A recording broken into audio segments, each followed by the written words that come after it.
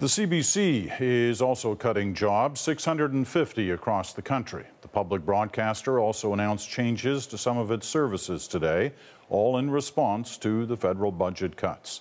Joanna Remiliotis now on what that means to you. Charmaine Bertram rarely turns it off. More often, she'll turn it up. The fashion designer spends day and night sewing and listening to commercial-free radio.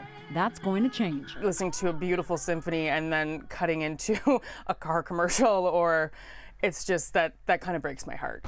The CBC plans to start running advertisements on its Radio 2 music channel.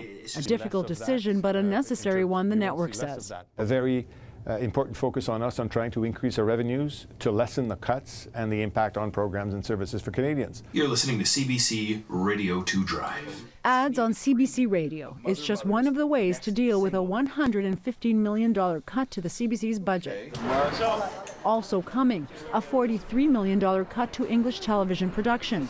It's not clear yet which primetime shows will go, but some will disappear.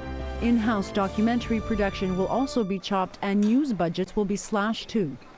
Liberal MP Scott Sims calls it a gut. The wolves are at the door, Mr. Speaker.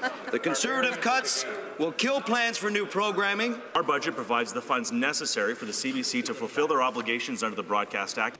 And with budgets shrinking, media experts say it's time the CBC undergoes a radical reinvention. You can't keep on doing the same thing you've always been doing with less and less money. You have to decide some things aren't worth doing, some things are important to do. My idea for reimagining the CBC. This group wants all Canadians to be part of any change.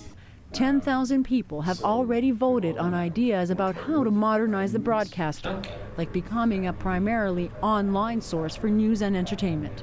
The CBC can take advantage of digital and connect it in with all their traditional programming. As for Bertram, the CBC is changing, but for now she says she'll keep listening, even though she knows she won't always like what she hears.